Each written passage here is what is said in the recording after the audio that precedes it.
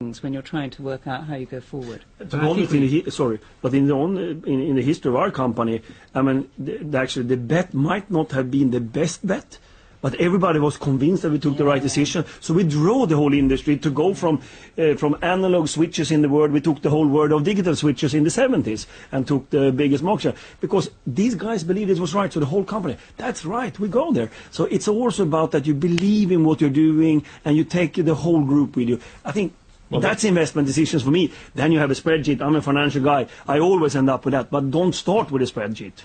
How do you do it, Jim? I mean, do you just use your nous when you come up with these kind of assertions of, well, it's good for farming, I'm bullish on the dollar. Did you go and sit in your study and analyse something, or did you just got a few mental rules of thumb that the down sectors... because I noticed something. I noticed that all the farmers are old. But do you do that yourself? Do you notice that yourself? No, are you reading, following up, or what? No, I read it. I listen to BBC. I go on the computer, whatever. I make my own investment decisions. I don't really talk to other people because I get confused. I get confused talking to myself, much less to other people. You gather your own information. I gather my own information, and then I try to do analysis, and then I try to find some way to invest, something that's cheap, where maybe there's a change. So it starts with an idea and then that starts to snowball. Or an observation. Or an observation. There's a lot of noise out there, isn't there, Jim? I mean, in the data, there is so much noise. It goes up, it goes down, meaningless nonsense. But sometimes there's a systematic signal that's coming through. And what the clever people have to do is spot the difference between the noise and the underlying signal. Usually it's just one, at least in my world, it's just one or two significant facts, and then you have to sort out the noise and figure out what to do. I mean, I was bearish on Russia for 46 years, for instance, but now I'm starting to get optimistic about Russia. Everybody hates it.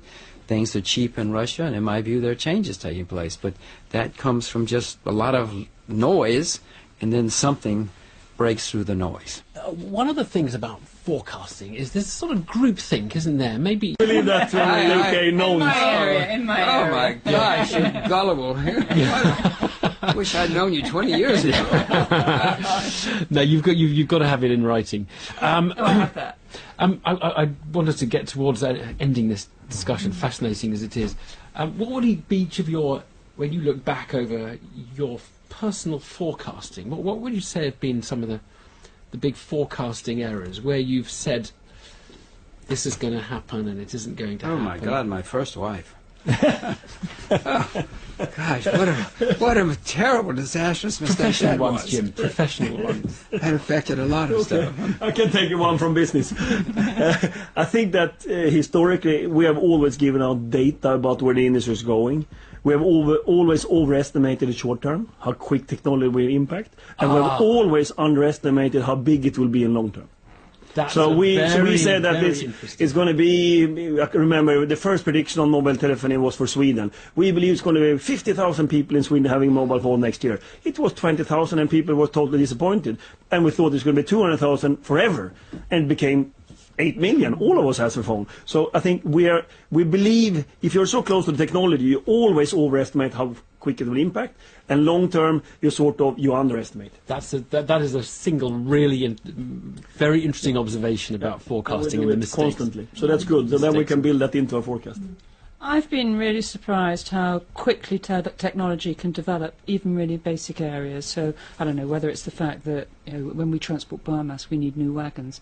Very fast, people bring together ideas and they make it happen. If you've got the demand, it changes with a speed that I wouldn't have necessarily known happens. And go on, give us, Jim, you've made probably more forecasts, explicit forecasts than everybody else on this table. We could do a whole program about my mistakes in the market. My goodness, oh my God. I've lost lots of money in my life. I'm good at it. I've lost plenty of money. But what sort of judgments would you say you Well, the first one that pops to mind was in 1980. I sold short oil, expecting oil prices to go down. I sold short on a Friday, and that's the weekend that Iran and Iraq went to war.